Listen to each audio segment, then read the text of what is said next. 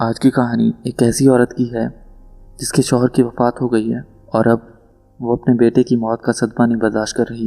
وہ سب سے پہلے اپنے مرے ہوئے بیٹے کو حکیم کے پاس لے کر جاتی ہے، لیکن حکیم اسے جواب دے دیتا ہے تو اسے کوئی اور در نہیں ملتا۔ وہ اپنے سائیں یعنی کہ اپنے پیر کے پاس اسے لے جاتی ہے کہ وہ اسے زندہ کر دے۔ یہ کہانی ایسی محبت کی ہے جو ماں اپنے بیٹے سے کرتی ہے، لیکن موت کا کوئی وقت نہیں ہوتا۔ وہ نہ بڑے کو دیکھتی ہے اور نہ ہی چھوٹے کو۔ جو اس کا وقت ہوتا ہے وہ اسی وقت پر ہی آتی ہے۔ وہ دھاڑتی، دھول اڑاتی، دوڑتی دھڑم سے دروازہ کھول کر درسگاہ میں داخل ہوئی اور دعائی دینے لگی، سائیں سرکار میرے دلاور کو دیکھیں۔ ہائے میرے داتا، مجھے تو ساری عمر ہی صبر نہیں آنا۔ دلاور کے باپ کو قیامت کے دن کیا منہ دکھاؤں گی کہ میں اس کے جانے کے بعد دلاور کا دھیان نہ رکھ سکی۔ ایک وہ جو بچے مریاں جو مجھے منا رہی ہیں کہ نیمان جا، تیرا بچہ مر گیا ہے۔ میں نہیں کسی کی مانتی، میں نے تو سدا سائیں آپ کی مانی ہے۔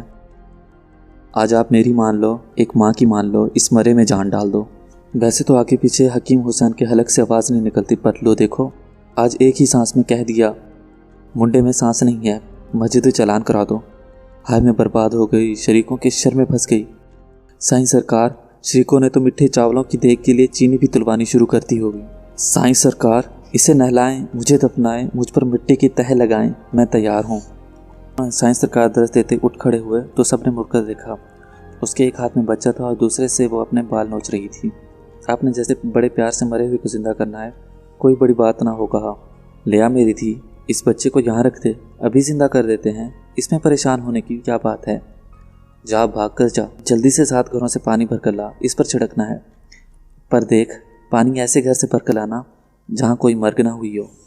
خیر کی خبر ملتے ہی خیرن خوشی سے پانی لینے کے لیے بھاگی، پر در پھرنے کے بعد بھی کوئی ایسا در نہ ملا جہاں موت نے منہ نہ مارا ہو۔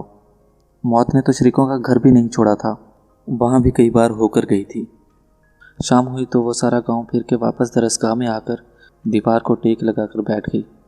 سائیں سرکار نے بیٹھے بیٹھے پوچھا، خیراں، خیر تو ہے؟ کیا بنا؟ وہ بڑے اطمینان سے کہنے لگی، سائیں سرکار، دلاور کو دفنا دیں، مجھے صبر آ گیا ہے۔